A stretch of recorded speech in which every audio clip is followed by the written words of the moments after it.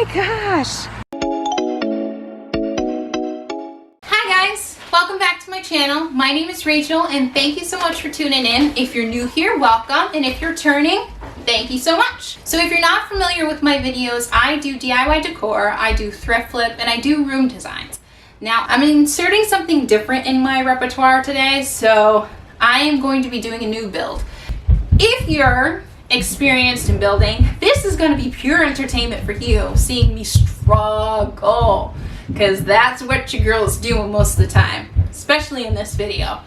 If you're like me though and don't have a lot of background in it, I'm hoping I give you one, enough of a tutorial that you can do it yourself, and two, hopefully it gives you enough confidence to realize, like, if your girl can do it, then you can definitely do it. But let's get into the fact that Rachel from over a month ago, like, screwed us over, guys. Rachel from a month ago, you're on my list, girl.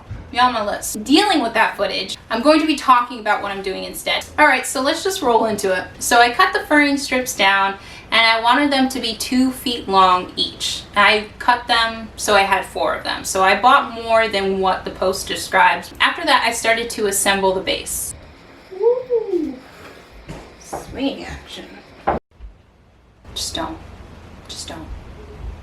So you secure them together. Now you want to make sure that you're tightening it as much as possible, but the thing about pipe is that you can tighten it and it be not in the right place where you need to be, so like the T's are not facing the same way, so you can put the 48-inch piece in, or you tighten it where one's super tight and good and the other one is not as tight, and so you have differing heights. So it calls for 4 flanges to attach to the bottom of the desk top, but I got 4 additional flanges for the base. So you see here the flange, the 6-inch, the T, then you have 18-inch, and then you have the flange again, connecting it to the top piece.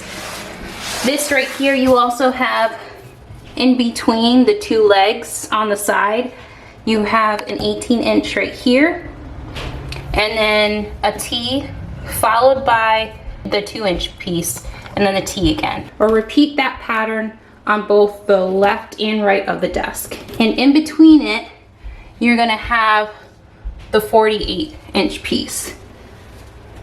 So yes, after I assembled that, my youngest daughter started basically crying and it was time for her bedtime. So my husband and I swapped out, so the next part of the video was all going to be him. So he put the furring strips on the bottom of the tabletop and secured them so that they would be underneath the desktop of it. Then he secured the base using the flanges on top and drilled in so that they could be secured that way.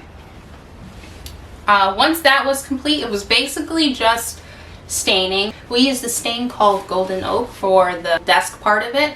So my husband started off by doing 2 coats of that. So he did 1 coat, let it dry, did another coat, and that was as many coats as we put it on. Then he put on 2 coats of poly on the bottom. So he started off with the bottom of the piece first, and then flipped it over and did 2 coats of stain on the top, and then 2 coats of poly on top of that. So if you're staining and putting poly on it, you might want to consider using steel wool in between the coats of poly to kind of buff out any of the air bubbles or anything like that, to give it a more smooth, even look to the poly. But yeah, that's basically it. Let's see it all together.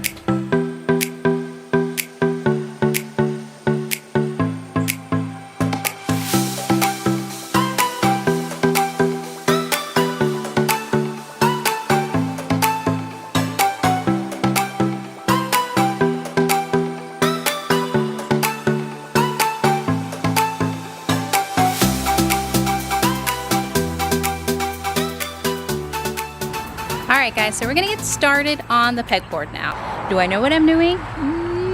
No. Also, my woodworking skills are like, if there's a level below beginner, that's where I'm at right now. So this is probably gonna be more for entertainment, less for you learning how to do it yourself. I'll try my best to kind of lay out the steps for you guys though, because I want to make sure that if you want to attempt this, that you can actually do that. But again, lower than beginners, so don't count on that. Okay, sorry.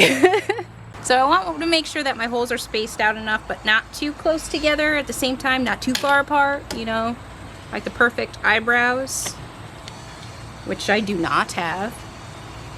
We're doing this. We're doing this.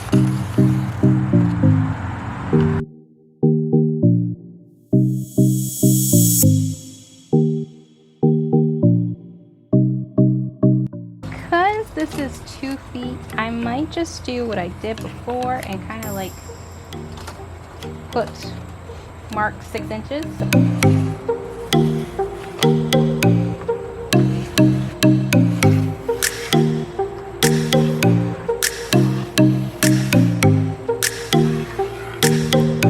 Oh, I'm so sweaty. I look like I'm working hard, but I'm really not. Like, I literally drew lines. But, okay, we drew the lines, right? Going down. Next, I have to, like, mark an X where I want to drill a hole.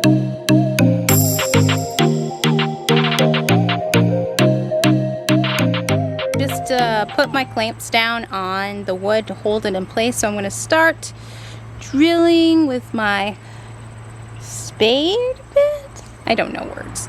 All right, crisis averted, guys. They are, in fact, 3/8 of an inch. So, no. Wait. It says 5/8. What? Are you that bad at reading, Rachel? Oh my gosh.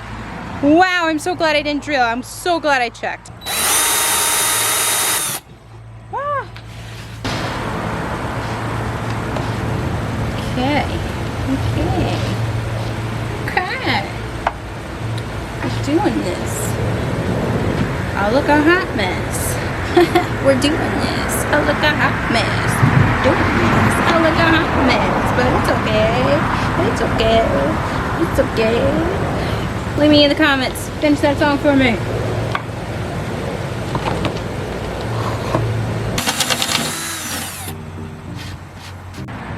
Alright, so holes have been drilled. So now we're going to start on the other one and do the exact same thing. So 3 batteries and 42 holes later, and we are done drilling the holes. So now I just got to see if it fits. Alright, so I haven't cut the dowels to size. So just know that as I'm doing this. Oh, snap! Thought I would have to widen the circle, but that's actually pretty good. Alright guys, so I realized in my haste, I didn't actually tell you guys how I mounted it to the wall. So I'm going to do that now, really quickly. So if you can see right here, I have a 2x4. So what we decided to do was take the 2x4 and drill it into the studs in the wall. That was much easier than trying to drill through everything and then hit the stud. So we have the 2x4 that's drilled into the stud, and then once the 2x4s, there's one on the bottom, and then one on the top right here. Once they were secured to the wall, what we decided to do was to secure the panel or the pegboard to the 2x4 that's connected to the stud. This is probably the easiest way and most efficient way, and yes, it's very sturdy. You'll see in a second I have a lot on my shelf, so I think that's more than enough to make sure that it doesn't fall. All right, but let's roll into that footage, guys.